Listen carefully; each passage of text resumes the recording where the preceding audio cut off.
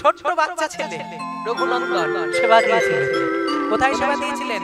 শ্রীখণ্ডে, বর্ধমান জেলার শ্রীখণ্ডে রঘুনন্দন সেবা দিয়েছিলেন। বাচ্চা ছেলে এখনো আছে শ্রীখণ্ডে। ওই রঘুনন্দনের খাওয়ানো নাড়ু অর্ধেকটা পাথরের হয়ে আছে, সেই গোপীনাথের শ্রীচরণে প্রকট শ্রীখণ্ডে বাস।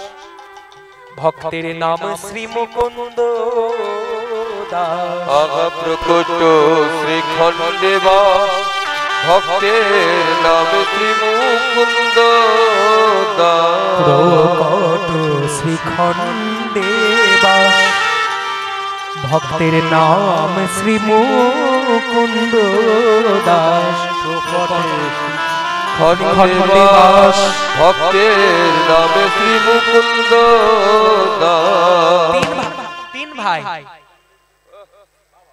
এই তো নিতাই চাঁদের আবির্ভাবের উৎসব, তাই না? উৎসবে যদি বাজি না ফাটবে তাহলে উৎসব কিসে? অবশ্যই হ্যাঁ, আনন্দের উৎসব তো। পরম দয়াল নিতাই চাঁদ কি জয়।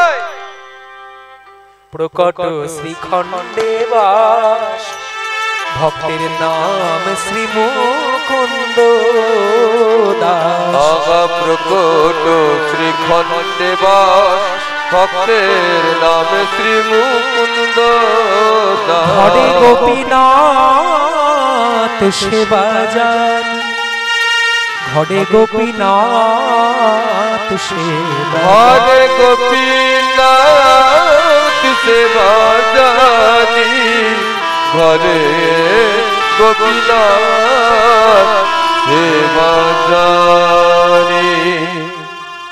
তিন ভাই, নরহরি সরকার, মুকুন্দ সরকার, যাকে আমরা মুকুন্দ কবিরাজ বলি, আর মাধব সরকার। তিন ভাই, তার মধ্যে মুকুন্দ সরকার মহাপ্রভুর কৃপা পায়নি চট করে। মহাপ্রভু বলে দিয়েছিল তোমাদের মধ্যে ছোট ভাইকে বলে নরহরি, বলে এখনই আমার কৃপা পাবে। কিন্তু তোমাদের মধ্যে বড় ভাইকে বলে এই যে মুকুন্দ কবিরাজ আমি, বলে 100 বছর তোমায় আমি কৃপা করব না, 100 বছর তোমায় আমি কৃপা করতে পারবো না। আর যেই না বলেছে 100 বছর আমি তোমায় কৃপা করব না, মুকুন্দ কবিরাজ আনন্দে ধেই ধেই করে নৃত্য আরম্ভ করেছে। ভক্ত মণ্ডলী বলছে এই যে তুমি পাগল হয়ে গেলে, হ্যাঁ তুমি কি পাগল হয়েছো? তোমাকে মহাপ্রভু বলেছে 100 বছর কৃপা করবেন না, আর তুমি আনন্দে নাচছো। বলে ওগো শোনো শোনো, আমি কেন নাচছি জানো? 100 বছর আমি হয়তো কৃপা পাবো না ঠিকই, কিন্তু 100 বছর পেরিয়ে যেদিন 101 বছর পড়বে সেই দিন তো আমি কৃপা পাবো। 101 বছরেও তো আমি কৃপা পাবো, নিত্য গ্রহণ করছি। তিনি তো বলেননি যে কোনো কালেও তিনি আমায় কৃপা করবেন না, তিনি বলেছেন 100টি বছর তিনি কৃপা করবেন না। রাধারানী যদি 100টা বছর হা কৃষ্ণ প্রাণ কৃষ্ণ বলে কেঁদে কাটাতে পারে, আমি কি 100টা বছর পার করতে পারবো না গৌর কৃপা লাভের আশায়? বলে ঘরে যাও, তোমার বাড়িতে মুকুন্দ কবিরাজের বাড়িতে ছিল গোপীনাথের সেবা, ফিরে যাও মুকুন্দ, তুমি ফিরে যাও, তুমি গিয়ে গোপীনাথের সেবা করো আর মন দিয়ে চিকিৎসা করো। হ্যাঁ, এবার চিকিৎসার মধ্যে লিপ্ত হয়ে গেছে মুকুন্দ কবিরাজ। তার মধ্যে বাংলার নবাব হুসেন শাহ তার সেই চিকিৎসার কথা শুনে ভয়ঙ্কর পেটে শূল বেদনা হয়েছিল হুসেন শাহ, কিছুতেই রোগ সারছিল না। তা রোগ সারবে কি করে? বলে এই বাংলার শ্রীখণ্ডে একজন বড় কবিরাজ আছে যার নাম হচ্ছে মুকুন্দ কবিরাজ, তবে একটা শর্ত, তিনি কোনো ফকির মানুষ ছাড়া কারো চিকিৎসা করেন না, কোন রাজা নবাব এদের তিনি চিকিৎসা করেন না। বলে তাহলে আমি ফকির হব? আমার পেটে শূল বেদনা যদি ফকির হলে পরে সেরে যায়, তাহলে ফকির হতে তো ক্ষতি নেই। আমি বরং এক কাজ করি, ছেঁড়া বস্ত্র পরে অঙ্গে ধুলো মেখে ফকিরের মতো গিয়ে দাঁড়াই মুকুন্দ কবিরাজ।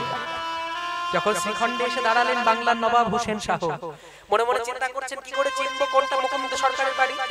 ও ভাই বলছি মুকুন্দ সরকারের বাড়ি কোনটা? ওই যে সামনে সামনে সামনে তো অনেক বাড়ি আছে, কোন বাড়িটা বুঝবো? যে বাড়ি থেকে খুব জোরে হরিনাম সংকীর্তনের ধ্বনি শোনা যায় সেই বাড়িটাই মুকুন্দ সরকারের বাড়ি। বলে রাস্তায় যান, যেতে যেতে যে বাড়ি থেকে কীর্তনের ধ্বনি শুনতে পাবেন জানবেন সেইটাই হচ্ছে মুকুন্দ কবিরাজ। অনেক লোকের ভিড় থাকবে, দেখবে লাইন দিয়ে দাঁড়িয়ে আছে সবাই। সত্যি লাইন দিয়ে দাঁড়িয়ে থাকবে? বেশ যাই তাহলে। এবার যখন যাচ্ছে দেখতে পেল মুকুন্দ কবিরাজ তখন গোপীনাথের সেবা করছেন। হ্যাঁ, আর যখন গোপীনাথের সেবা করছেন মন প্রাণ দিয়ে যখন কীর্তন গাইছেন, ঠিক সেই সময় বাংলার নবাব এসে দাঁড়িয়েছে। আর যখন নবাব এসে দাঁড়িয়েছেন, কবিরাজ মশাই কীর্তন গাইতে গাইতে বেরিয়ে এলেন। বেরিয়ে এসে বলছে শোনো তোমাদের মধ্যে ফকির কে আছে সে আগে এসো, তার আগে চিকিৎসা হবে। বাংলার নবাব বলছে এই যে আমি হচ্ছি সবথেকে বড় ফকির, আমার আগে চিকিৎসা। তুমি ফকির, বেশ এসো এসো। তাই এখানে জামা খুলে শুয়ে পড়ো, এই মাটির মধ্যে জামা খুলে শুয়ে পড়ো। তোমার কি হয়েছে? বলে আমার পেটে ভয়ঙ্কর শূল বেদনা। বলে শূল বেদনা সারবে তো? বলে অবশ্যই সারবে, আমি ওষুধ দেব, কিন্তু খালি গায়ে মাটির মধ্যে শুতে হবে। জামা খুলে শুয়ে পড়ো। আর যেই না বলেছে জামা খুলে শুয়ে পড়ো, নবাব মনে মনে চিন্তা করছে ওরে বেটা, আমি কিনা বাংলার নবাব, আমাকে তুই বলছিস খালি গায়ে জামা খুলে মাটিতে শুতে? সোনার পালঙ্ক ছাড়া আমি কোনো শয়ন করিনি কোনোদিন, আর আজকে তোর জন্য আমি মাটিতে শয়ন করব খালি গায়ে। আর যদি রোগ না সেরেছে তাহলে তোর একদিন কি আমার একদিন। রাধে। যেই না মাটিতে জামা খুলে শুয়ে পড়লেন, যেই না শুয়েছেন বাংলার নবাব, সঙ্গে সঙ্গে ওই মাটির গুণে যে শূল বেদনা পেটের মধ্যে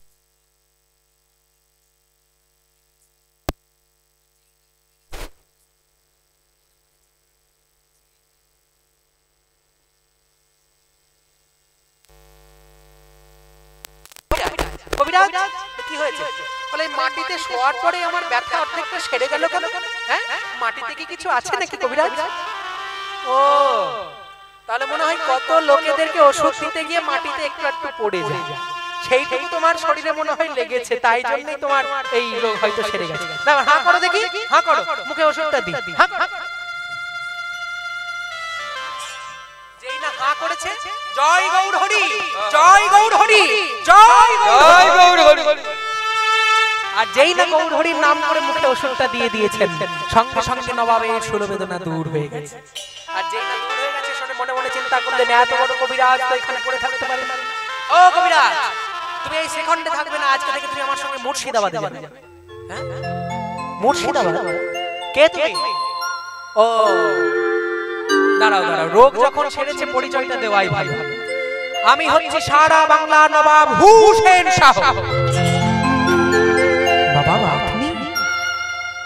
হ্যাঁ কবিরাজ, তুমি এখানে থাকবে না, তুমি আমার সঙ্গে মুর্শিদাবাদে যাবে। বলে কিন্তু আমার গৌর হরির যে আদেশ নাই, আমার বাড়িতে গোপীনাথের সেবা ফেলে আমি কি করে আপনার সঙ্গে মুর্শিদাবাদ যাই? বলে যেতে পারি, কিন্তু একটা শর্ত আছে। কি শর্ত? বলে ওই নবাবের কাছে গিয়ে আমি কিন্তু আপনার রাজবাড়িতে থাকতে পারবো না, আমাকে একটা কুটির আপনি নির্মাণ করে দেবেন। সেই কুটিরের মধ্যে আমার গোপীনাথের চিত্রপটে আমি সেবা দেব। আর ওই চিত্রপটে আমি যখন সেবা দেব, যত ফকির আছে, যত গরিব মানুষ আছে, আমি তাদের চিকিৎসা আগে করব। কথা দিন, যদি এটা আপনি করে দেন ব্যবস্থা, তাহলে আমি আপনার সঙ্গে যাব। বেশ, তাই হয়। এই বলে যখন নবাবের কাছে গিয়ে ওই মাটির কুটিরে বসে প্রত্যেকদিন চিকিৎসা করে, একদিন নবাব এসেছেন কবিরাজকে দেখতে। আর নবাবের চারপাশে ময়ূরের পালক, যখন পালক দিয়ে সবাই বাতাস করছে, ময়ূরের পাখা দিয়ে যখন সবাই বাতাস করছে, ওই ময়ূরের পালক দেখে মুকুন্দ সরকারের হয়ে গেল কৃষ্ণ ভাব। আর যেই না ময়ূরের পালক, মনে মনে চিন্তা করছেন আমার গোবিন্দের মাথাতেও তো ময়ূরের পালক থাকে, আর এই তো ময়ূরের পালক, কৃষ্ণ কৃষ্ণ কৃষ্ণ কৃষ্ণ। আর কৃষ্ণ কৃষ্ণ বলতে বলতে যেই না কবিরাজ মশাই অচৈতন্য হয়ে গেলেন, চোখে মুখে জলে ছিটে দিয়ে নবাব যখন উঠিয়ে বলছে, ও কবিরাজ কি হলো তোমার? আমায় দেখে এরকম অজ্ঞান হয়ে গেলে কেন? হ্যাঁ কবিরাজ মশাই, নবাব কি করে বলি আমার কৃষ্ণ ভাব? নবাব তো বুঝবেন না। নবাব জানেন আসলে আমার না একটা ব্যাধি আছে। কি ব্যাধি? আমার নাম মৃগী রোগ আছে, যখন তখন আপনি অজ্ঞান হয়ে যায়। কবিরাজ তুমি বোধহয় জানো না, আমার রাজ্যে আমার সামনে যদি কেউ মিথ্যে কথা বলে আমি তার জিহ্বা ছেদন করি। যদি তোমার মৃগীর ব্যামোই হবে, তাহলে তুমি কৃষ্ণ নাম বলতে বলতে অজ্ঞান হলে কেন? তোমার যদি মৃগীর ব্যামোই হবে, কৃষ্ণ নাম উচ্চারণ করতে গিয়ে তোমার চোখে জল এলো কেন? কবিরাজ মশাই বলছে, নবাব মিথ্যে কথা বলে আমি ভুল করেছি। না না, ভুল তুমি করনি, ভুল আমি করেছি। আমি তোমাকে আমার কেনা দাস মনে করেছিলাম। তুমি এখানে নয়, ফিরে যাও তুমি তোমার শ্রীখণ্ডে, সেইখানে গিয়ে তুমি তোমার গোপীনাথের সেবা করো। তোমার মতো এত বড় ভক্তকে আমি আমার কেনা দাস মনে করে আমার ঘরে আশ্রয় দিয়ে বন্দী করে রেখেছি। ভুল তো আমার, যাও তুমি আজ থেকে মন প্রাণ দিয়ে গোপীনাথের সেবা করো। সেই কবিরাজ মশাইয়ের সরস্বতী পুজোর দিন সেই রঘুনন্দনের জন্ম হয়েছিল। রঘুনন্দনের জন্ম হয়েছিল সরস্বতী পুজোর দিনে। কবিরাজ মশাইয়ের কাছে যখন মহাপ্রভুর চেবানো তাম্বুল, মহাপ্রভুর চর্বিত তাম্বুল নিয়ে এসে যখন কবিরাজ মশাই তার স্ত্রীর মুখে পুরে দিয়েছিলেন, স্ত্রীর রোগ দূর হয়েছিল, সঙ্গে সঙ্গে একটা শুভ লক্ষণ হয়েছিল। কি লক্ষণ? ওই মুকুন্দ কবিরাজের স্ত্রী হয়েছিলেন গর্ভবতী। আর সরস্বতী পুজোর দিন যখন কবিরাজ মশাই মন দিয়ে সরস্বতীর আরাধনা করছেন, তখন সেই সময় রঘুনন্দনের জন্ম হলো। হ্যাঁ, হেন কালে জন্মিলা শ্রী রঘুনন্দন, হেন কালে জন্মিলা শ্রী রঘুনন্দন, হেন কালে জন্মিলা শ্রী রঘুনন্দন, হেন কালে জন্মিলা শ্রী রঘুনন্দন, হেন কালে জন্মিলা শ্রী রঘুনন্দন।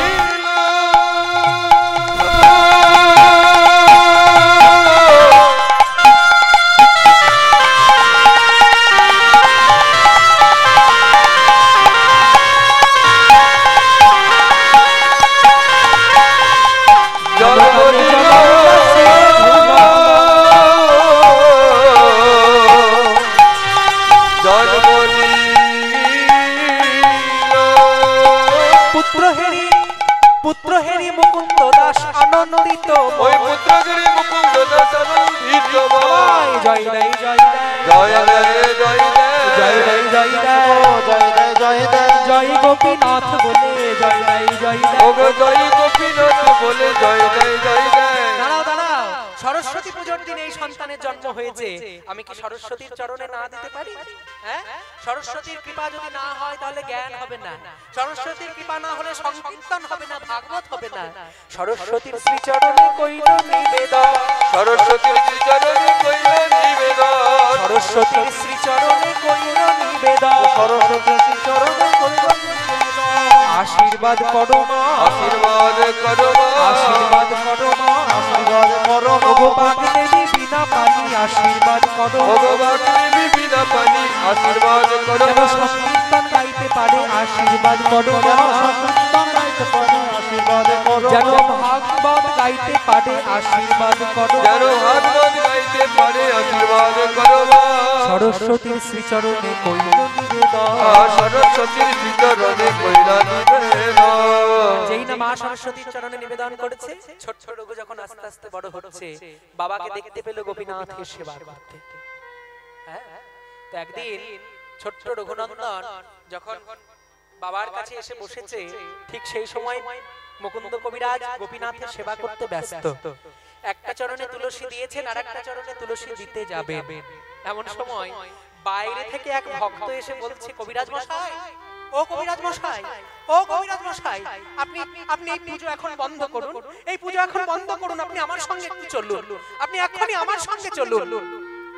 এই এই কে তুই, কে তুই আমার পা চেপে ধরছিস? দূর হ, দূর হ বলছি, দেখছিস এখন আমি গোপীনাথের সেবায় ব্যস্ত, আর এখন আমার পা চেপে ধরেছিস? কবিরাজ মশাই, আপনি যদি আমার সঙ্গে না যান, আপনার পুজো হয়তো আপনি পরেও করতে পারবেন, কিন্তু আমার বাবা যে বড় অসুস্থ, আপনি যদি আমার বাবার চিকিৎসা না করেন, আমার বাবা যদি চলে যায়, আমার বাবাকে আর ফেরাতে পারবো না, আপনি এখনই আমার সঙ্গে চলুন। মনে মনে মুকুন্দ কবিরাজ চিন্তা করলেন, জীবের সেবা করা মানেই কৃষ্ণ সেবা করা, আমি বরং এক কাজ করি, কিন্তু আমি গোপীনাথের সেবা ফেলে যাব কেমন করে? এই চিন্তা করতে করতে মনের মধ্যে এলো সেই ছোট্ট রঘুনন্দনের কথা। রঘু, ও রঘু, রঘু, ও রঘু, বাবা তুমি আমায় ডাকছো? হ্যাঁ বাবা, তুই কি পারবি? এই দেখ, এই ছোট্ট ছেলেটার বাবা বড় অসুস্থ, এই ছেলেটার বাবা বড় অসুস্থ, ওর বাবার চিকিৎসা না করলে বাবা মারা যাবে, তা তুই কি পারবি আমার গোপীনাথের সেবাটা একটু করে দিতে? গোপীনাথের সেবা? বাবা আমি তো কোনো মন্ত্র জানি না, তুমি কত মন্ত্র বলো, সেই মন্ত্র বলে গোপীনাথকে সাজিয়ে দাও অগরু চন্দন দিয়ে, আমি কি পারবো তোমার মতো মন্ত্র বলে সেবা করতে? কি বললি? মন্ত্র? কি বললি? মন্ত্র। আরেকবার বল। মন্ত্র। বারবার বল। মন্ত্র মন্ত্র মন্ত্র মন্ত্র মন্তর মন্তর মন্তর মন্তর। কিবা হবে ওই শুদ্ধ মন্ত্র? ওরে রঘু কিবা হবে শুদ্ধ মন্ত্র? মন্ত্রে কিবা হবে শুদ্ধ মন্ত্র কিবা হবে শুদ্ধ মন্ত্র ওরে রঘু যদি থাকে শুদ্ধ মন তোর কিবা হবে ওই শুদ্ধ মন্ত্র ওই রঘু যদি থাকে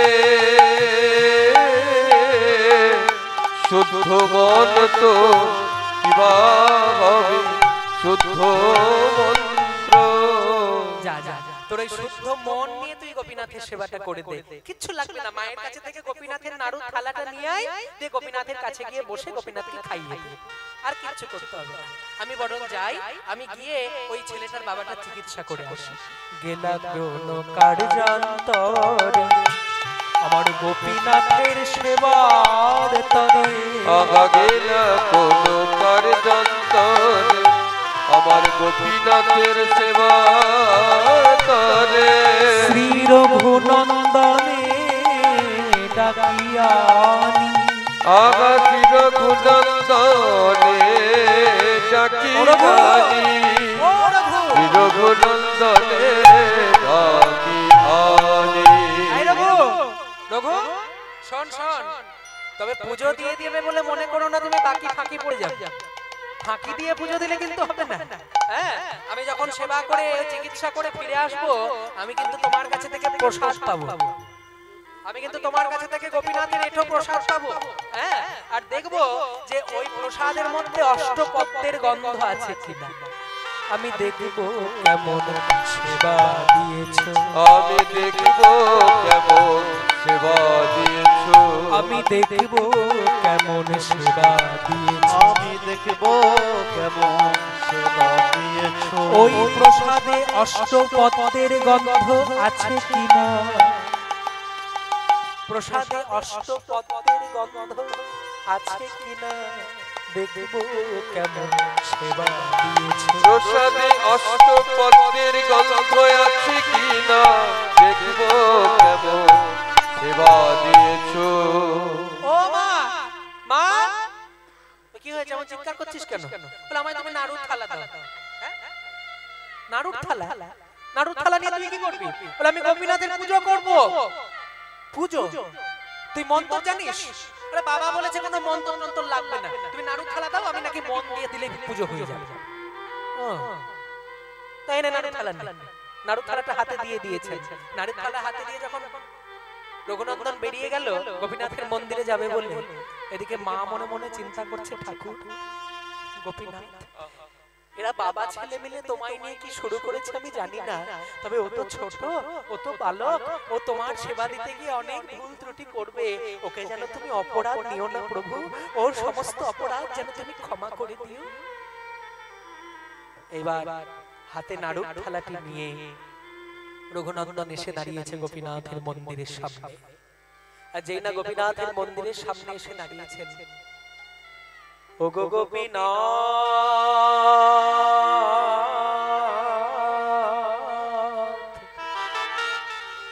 ও গো গোপীনাথ, গোপীনাথ নাড়ু খাও। ছোট্ট রঘু গোপীনাথের দরজাটা খুলে দেখতে পেল মন্দিরের ভেতরে পাথরের মূর্তি গোপীনাথ দাঁড়িয়ে আছে। গোপীনাথ নাড়ু খাও, নাড়ু খাও গোপীনাথ। খাচ্ছ না কেন, কথা বলছো না কেন? বাবার কাছে তুমি যখন সেবা গ্রহণ করো তখন তো তুমি কত পেট ভরে নাড়ু খাও। আমি ছোট বলে আমার কাছে খাবে না, আমি বালক বলে আমার কাছে খাবে না? গোপীনাথ খাও। ও গো গোপীনাথ, ও গোপীনাথ, ও গো গোপীনাথ নাড়ু খাও। ও গো গোপীনাথ,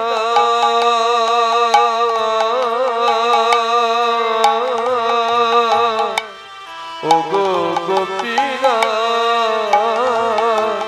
নাড়ু খাও। ও গো গোপীনাথ নাড়ু খাও। কি হলো, চুপ করে আছো কেন? খাচ্ছ না কেন? বাবার কাছে তো তুমি তো কত সুন্দর ভাবে খাও, আমার কাছে কেন খাচ্ছ না? ও দাঁড়াও দাঁড়াও দাঁড়াও, আমি কত বোকা বলো। বাবা যখন তোমায় সেবা দেয় মন্দিরের দরজা বন্ধ করে দেয়, আর আমি তো দরজা খুলে রেখে এসেছি তোমায় সেবা দিতে। তুমি তো বড় লাজু, ওই জন্য দরজা খোলা বলে তুমি খাচ্ছ না। দাঁড়াও, দরজাটা বন্ধ করে দিই। দরজাটা বন্ধ করে দিলে, বন্ধ করে দিয়ে আবার গোপীনাথের কাছে গিয়ে বলছে, গোপীনাথ, ও গোপীনাথ, এবার খাও, এবার খাও। তাও পাথরের মূর্তি গোপীনাথ কথা বলে না।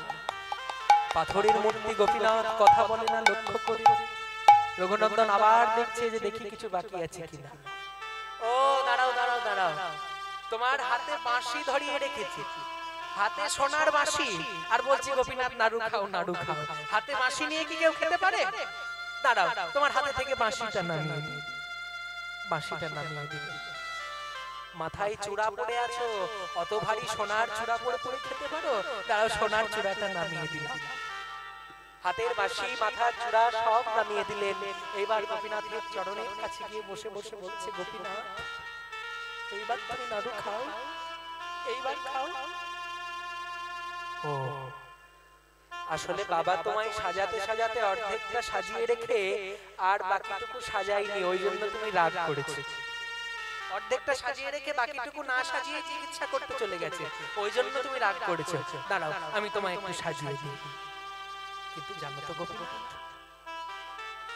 তোমায় আমি বাবার মতো অত যত্ন করে সাজাতে পারবো না। বাইরের ফুল চন্দন দিয়ে আমি তোমায় সাজাবো না, বাইরের মালা কিনে নিয়ে এসে আমি তোমায় পরাবো না। আমি কি করে সাজাবো জানো? হয়তো নরহরির মতো তোমায় সাজাতে পারবো না, হয়তো ললিতা বিশাখার মতো তোমায় সাজাতে পারবো না। আমি তোমায় মনের মতো করে সাজাবো। কষ্ট করে সেজে নাও।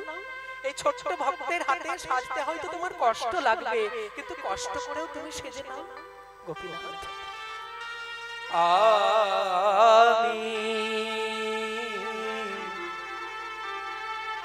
আমি সাজাবো তোমারে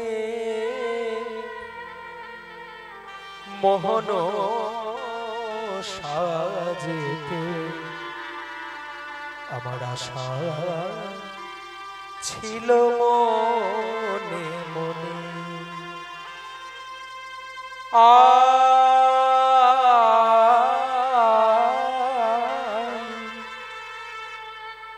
আমি সাজাবো তোমারে মন সাজেতে। আমার আশা ছিল মনে মনে। আমি বাইরের কোনো ফুল দিয়ে তোমায় সাজাবো না, বাইরের কোনো চন্দন ঘষেও আমি তোমায় সাজাবো না। কি করে সাজাবো জানো? মিশাইয়া আমার ভক্তি চন্দন আমার মন কুসুম দেব তোমার চরণে। আগা মিশাইয়া আমার ভক্তি চন্দনে আমার মন কুসুম দেব ওরা চরণে।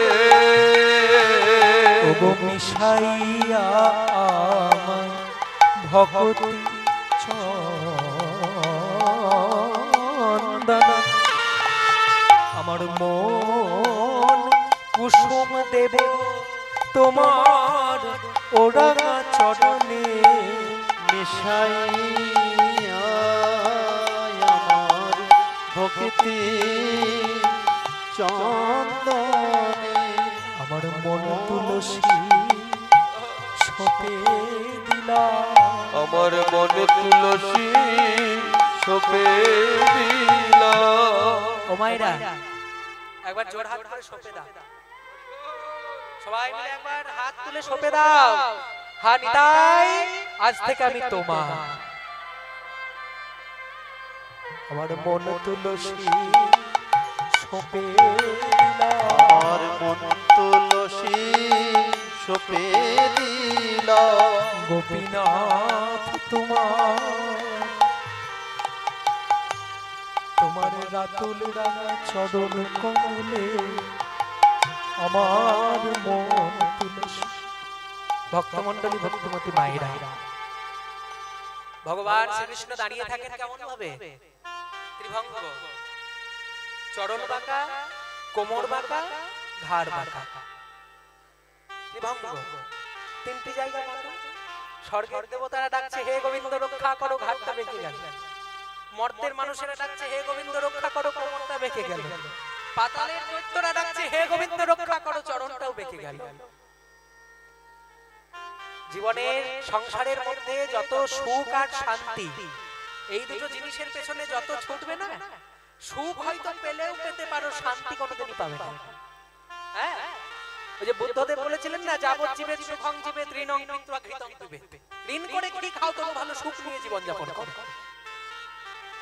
কিন্তু শোনো, সংসারের মধ্যে যতক্ষণ পর্যন্ত সুখ সুখ করে বেড়াবে, সুখ পেলেও পেতে পারো কোনটুকু সুখ, যেটুকু সময় দুঃখ ভুলে থাকা যায়, সেইটুকু ক্ষণিক হচ্ছে সুখ, বাকিটা দুঃখে ভরা। আর শান্তি সে তো কোনোদিনই পাবে না।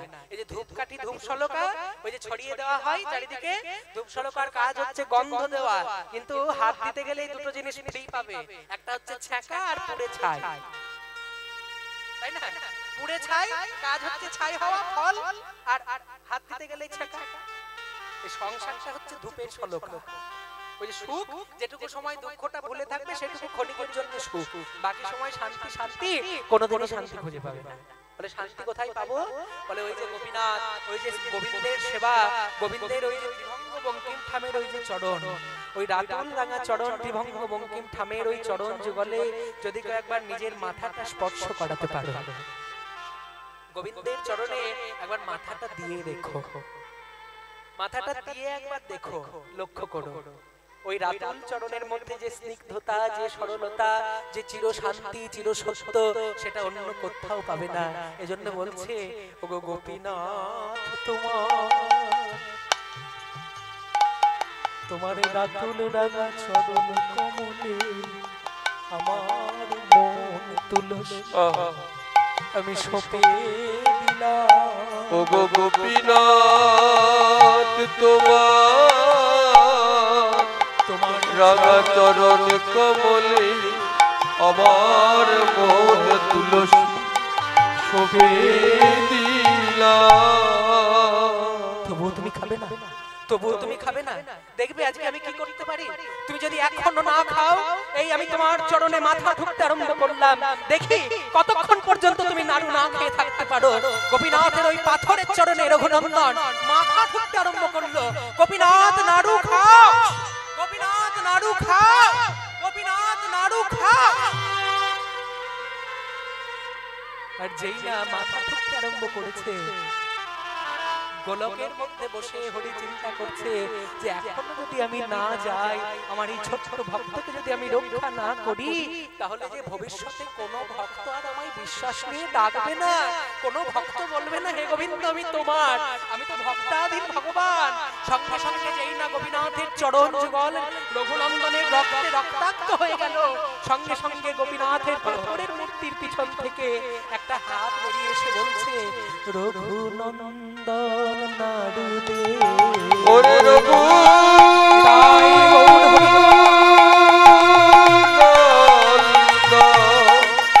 নাড়ু দে, রঘুনন্দন নাড়ু দে। ওগো গোপীনাথ নাড়ু খা, ওগো গোপীনাথ নাড়ু খা। রঘুনন্দন নাড়ু দে, রঘুনন্দন নাড়ু দে। রঘুনন্দন নাড়ু দে। একটা একটা করে সব নাড়ুগুলো খেয়ে ফেললো গোপীনাথ। একটা মাত্র নাড়ু পড়ে আছে, একটা মাত্র নাড়ু পড়ে আছে।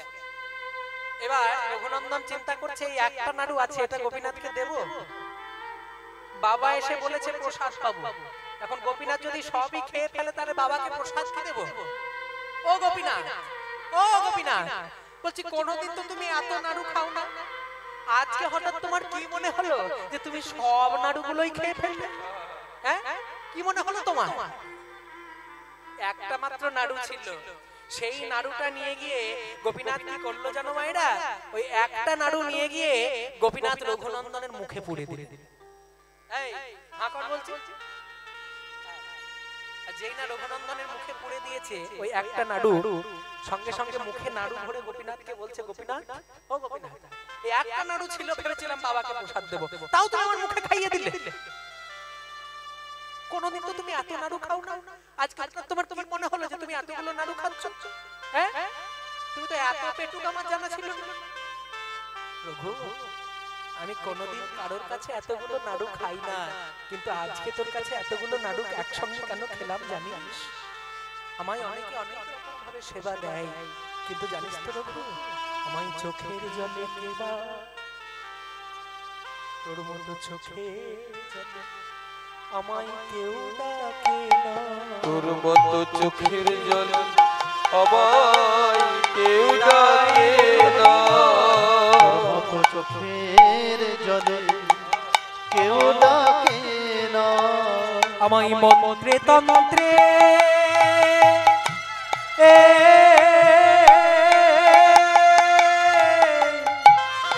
আমায় মন্ত্রে তন্ত্রে সবাই ডাকে রে রঘু, চোখের জলে আমায় কেউ ডাকে না, আমায় বলতে তন্ত্রে হা গোবিন্দ সেবা, একবারে কৃপা করে সেবা করো বলে, চোখের জল চোখের জলে আমায় কেউ ডাকে না। ওই যে বললাম ভগবান বিক্রি হয়ে যায় এই চোখের জলে, সে যে অনুরাগের ডোরে বাধা পড়ে, সে যে অনুরাগের ডোরে বাধা পড়ে। কেউ যদি অনুরাগ ভরে বলতে পারো, হে গোবিন্দ, জগতে যা কিছু আছে সবই মিথ্যা, সত্য বলে যদি কোনো জিনিস থাকে, যদি কোনো বস্তু সত্য বলে থাকে, সে হচ্ছে একমাত্র তুমি। কেননা যেদিন সবাই আমায় ফাঁকি দিয়ে চলে যাবে, সেই দিন হয়তো বিপদের দিনে কেউ পাশে দাঁড়ায়, যদি সুখের দিনে সবাই পাশে দাঁড়ায়, বিপদের দিনে সবাই পাশে দাঁড়ায় না, কিন্তু প্রকৃত বন্ধু সেই হয় যে সুখে দুঃখে বিপদে সব সময় পাশে থাকে। সে কে জানো? সে হচ্ছে আমার পতিত পাবন ভক্তাধীন গোবিন্দ। আমায় মন্ত্রে তন্ত্রে সবাই ডাকে, কিন্তু যে চোখের জল আমি বড় ভালোবাসি, ওই চোখের জলে সেবা গ্রহণ করবার জন্যই তো এই কলিযুগের মাটিতে আমি চিরার প্রসাদ গ্রহণ করি। ওই যে সুদামা ভক্ত দিয়েছিল, চোখের জলে চিড়ে ভিজিয়ে সুদামা সেবা তুলে দিয়েছিল গোবিন্দের মুখে। সেই দিন সুদামাকে বলেছিলেন গোবিন্দ যে, সুদামা, তুই আজকে যে চোখের জলে চিড়ে ভিজিয়ে তুই আমায় সেবা দিলি, কথা দিলাম সুদামা, আগামী কলিযুগের মাটিতে তুই আমায় ওই দধি চিরার প্রসাদ নিবেদন করবি, আমি তোর কাছে থেকে দধি চিরার প্রসাদ গ্রহণ করব। কলিযুগে যত যত ভক্তই আমায় সেবা দিক না কেন, মাটির মালসাই করে আমায় যে চিড়ে নিবেদন করবে, সেই ভেজা চিড়ের প্রসাদই আমি গ্রহণ করব। হ্যাঁ, ভক্তাধীন ভগবান। আর যেই না সব নাড়ুগুলো খেয়ে ফেলেছেন, এবার ওই একটা নাড়ু ছিল, সেটাও গোপীনাথ রঘুনন্দনের মুখে পুড়ে দিয়েছেন। এইবার যখন বাইরে বেরিয়ে এলেন, মুকুন্দ কবিরাজ এসে মনে মনে চিন্তা করছে, দেখি আমার রঘু কেমন সেবা দিল। ও রঘু, প্রসাদ দাও। সেই সময় এসে দাঁড়িয়েছে মুকুন্দ কবিরাজ। কি রে রঘু, প্রসাদ দে, কেমন সেবা দিয়েছিস দেখি, প্রসাদ দে। বাবা, গোপীনাথ সব নাড়ু খেয়ে ফেলেছে। হ্যাঁ, হাই হাই হাই হাই। মুকুন্দ কবিরাজ মাথা চাপড়াচ্ছেন, বলে, সরস্বতী পুজোর দিন যে সন্তানের আমি জন্ম দিলাম, সেই সরস্বতী পুজোর দিনে যে সরস্বতী মায়ের চরণে আমি নিবেদন করলাম, আর তুই কিনা বড় হয়ে মিথ্যেবাদী হলি। হ্যাঁ, গোপীনাথের পাথরের মূর্তি থেকে এসে তোর কাছে সেবা নিয়েছে, সব নাড়ু খেয়ে ফেলেছে, এত বড় মিথ্যেবাদী তুই। আবার ক্ষণিক পরেই মনে মনে চিন্তা করছে যে যে ছোট্ট ছেলে প্রত্যেকদিন আমার কাছে ভাগবত শুনতো সেই ছেলে তো মিথ্যেবাদী হবে না। হ্যাঁ, যে ছেলে নিত্য ভাগবত শ্রবণ করেছে সে ছেলে মিথ্যেবাদী হবে না। না না, আমি বরং একদিন পরীক্ষা করে দেখি। এই বলে পরীক্ষা করবেন বলে রঘুনন্দনকে আবার একদিন সেবা দিতে বললেন। আর যেই না রঘুনন্দন দ্বিতীয় দিন সেবা দিতে গেছেন দরজা বন্ধ করে, দরজার বাইরে থেকে কান দিয়ে মুকুন্দ কবিরাজ শুনছেন যে সত্যি কি গোপীনাথ ভেতরে এসে সেবা গ্রহণ করে নাকি আমার ছেলে মিথ্যে কথা বলে, নিজেই নাড়ুগুলো খেয়ে ফেলে। দেখি যেই না দরজায় কান দিয়েছেন শুনতে পাচ্ছেন যে ভেতরে রঘুনন্দন আবার ডাকছেন গোপীনাথকে। গোপীনাথ, ও গোপীনাথ, আগের দিন তুমি নাড়ু খেয়েছিলে কিন্তু আমার বাবা আমাকে বিশ্বাস করেনি। তুমি আমাকে বাবার কাছে মিথ্যাবাদী প্রমাণ করেছো। আজকেও তোমায় নাড়ু খেতে হবে, আজকেও নাড়ু খেতে হবে। আজকে যদি তুমি আমার ডাকে না সাড়া দাও আমি তোমার চরণে নিজের প্রাণ বিসর্জন দেব।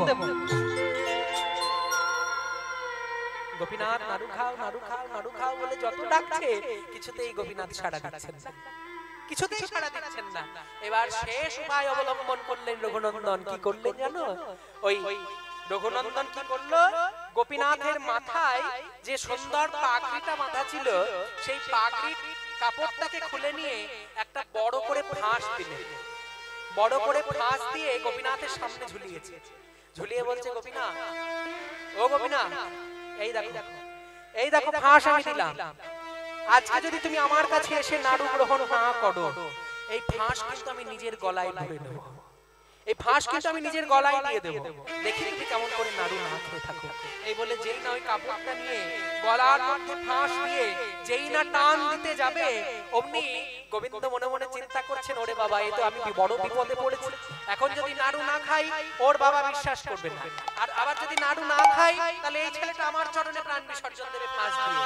আবার যদি নাড়ু খেয়েও ফেলি ওর বাবা বিশ্বাস করবে না, ওর বাবা এসে বলবে আমায় দেখা দাও। কি করা যায়? কিছুতেই কোনো দিক বিদিক না পেয়ে ভক্তাধীন ভগবান গোবিন্দ আবার এসে বলে দাঁড়িয়ে বলছে, রঘুনন্দন, ও রঘুনন্দন, রঘুনন্দন নাড়ু দে, ওরে রঘুনন্দন নাড়ু দে, রঘুনন্দন নাড়ু দে, ওরে রঘুনন্দন নাড়ু দে, রঘুনন্দন নাড়ু দে, ওরে রঘুনন্দন নাড়ু দে। আর দেখবে ঘরের মধ্যে দরজা বন্ধ করে কেউ যদি কথা বলে দরজার বাইরে থেকে সেই কথাটা কিন্তু খুব আস্তে আস্তে শোনা যায়, তাই না? মুকুন্দ কবিরাজ দরজায় কান দিয়ে শুনছেন, ভেতর থেকে শুনতে পাচ্ছেন কে যেন আলতো গলায় বলছে, রঘুনন্দন নাড়ু দে, গোপীনাথ নাড়ু খাও, রঘুনন্দন নাড়ু দে, গোপীনাথ নাড়ু খাও, রঘুনন্দন নাড়ু দে, গোপীনাথ। কে কে দরজার ভেতরে? চমকে গেলেন মুকুন্দ কবিরাজ। যেই না ভেতর থেকে কারোর গলা শুনতে পেয়েছেন সঙ্গে সঙ্গে দরজা ধাক্কে যেই না প্রবেশ করলেন দেখতে পেলেন রঘুনন্দন নাড়ু হাতে করে নিয়ে গোপীনাথের মূর্তির সামনে দাঁড়িয়ে আছে। গোপীনাথ নাড়ু খাও, নাড়ু খাও, গোপীনাথ নাড়ু খাও। এই রঘু, তুই কাকে বলছিস নাড়ু খাও? ও তো পাথরের মূর্তি। বাবা, তুমি দেখতে পাচ্ছ না? তুমি দেখতে পাচ্ছ না? ওই তো গোপীনাথ আমার কাছে এসে নাড়ু খাচ্ছে, ওই তো গোপীনাথ দাঁড়িয়ে আছে, তুমি দেখতে পাচ্ছ না? রঘুনন্দন গোপীনাথের চরণ দুটি জড়িয়ে ধরে বলছে, গোপীনাথ, ও গোপীনাথ, আমি তোমায় দেখতে পাচ্ছি, তুমি আমার কাছে নাড়ু খাচ্ছ, আমার বাবা তোমায় কেন দেখতে পাচ্ছে না? বাবা দেখতে পাচ্ছে না কেন? গোপীনাথ বললেন, রঘুনন্দন, তোমার বাবা কেন দেখতে পাচ্ছে না জানো? আমার সঙ্গে তোমার আত্মা এক আত্মা হয়ে গেছে, কিন্তু তোমার যে নয়ন প্রাপ্তি হয়েছে তোমার বাবার এখনো সেই নয়ন প্রাপ্তি হয়নি। যাও, তুমি তোমার বাবার নয়নে হাত বুলিয়ে দাও, আর যখনই তুমি তোমার বাবার নয়নে হাত বুলিয়ে দেবে সঙ্গে সঙ্গে তোমার বাবা আমায় দেখতে পাবে। যেই না এই কথা বলেছেন সঙ্গে সঙ্গে রঘুনন্দন করলো কি, তার বাবার দু চোখে হাত বুলিয়ে দিলেন। আর যেই না রঘুনন্দনের কৃপা স্পর্শ তার বাবার দুটি নয়নে গিয়ে পড়লো, আর কি থাকতে পারে? দেখতে পেল গোপীনাথ নটবর মুরলীধারী দাঁড়িয়ে আছেন, আর তার সামনে ওই ছোট ছোট রঘুনন্দন একটা একটা করে নাড়ু তুলে দিচ্ছেন। তার দেওয়ার নাড়ু প্রসাদ গোপীনাথ পাচ্ছেন, গোপীনাথ মনের আনন্দে প্রসাদ গ্রহণ করছেন, আর রঘুনন্দন মনের আনন্দে গোপীনাথের মুখে প্রসাদ তুলে দিচ্ছেন। আর যেই না এই দৃশ্য দর্শন করেছে, মনের মধ্যে অষ্টসাত্ত্বিক ভাবের উদয় হয়েছে, সমস্ত কিছু অঙ্গ প্রত্যঙ্গ পুলকিত হতে আরম্ভ করেছে, শিহরিত হতে আরম্ভ করেছে। মুকুন্দ কবিরাজের ছুটতে ছুটতে গিয়ে রঘুনন্দনকে জড়িয়ে ধরে বলছে, ওরে রঘু, এই রঘু, শোন শোন বাবা, এতদিন ধরে আমার বাড়িতে আমার গোপীনাথকে সেবা দিয়ে কোনোদিনও আমি আমার গোপীনাথকে সেবা দিতে পারিনি, কোনোদিনও গোপীনাথ আমার কাছে এসে নাড়ু গ্রহণ করেনি, কিন্তু তুই আমার ছোট্ট ছেলে হয়ে তোর এই ছোট্ট ছোট্ট হাতে আমার গোপীনাথের মুখে নাড়ু তুলে দিয়েছিস। সঙ্গে সঙ্গে রঘুনন্দন বাবাকে প্রণাম করতে গেছে, আর যেই না প্রণাম করতে গেছে, রঘুনন্দনকে বুকের মধ্যে জড়িয়ে ধরলেন মুকুন্দ সরকার। আর যেই না বুকের মধ্যে জড়িয়ে ধরলেন মুকুন্দ সরকার, সঙ্গে সঙ্গে বলছে, ওরে রঘু, আমি যে কাজ করতে পারিনি সেই কাজ তুই আমার পুত্র হয়ে করেছিস।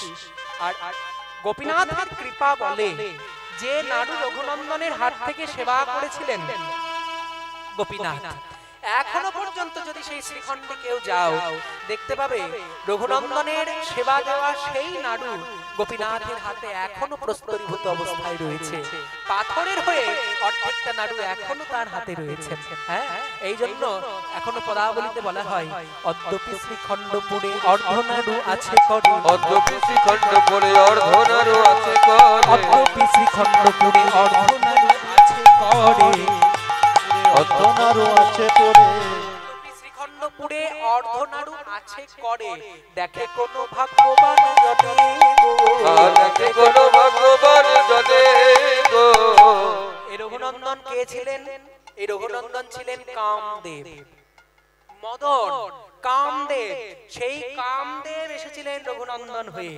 এই জন্য পদাবলিতে বলা হচ্ছে, পূরবে মদন যে শ্রী রঘুনন্দন, ওই পূরবে মদন যে শ্রী রঘুনন্দন সে, পূরবে মদন যে শ্রী রঘুনন্দন, ওই পূরবে মদন যে শ্রী রঘুনন্দন সে।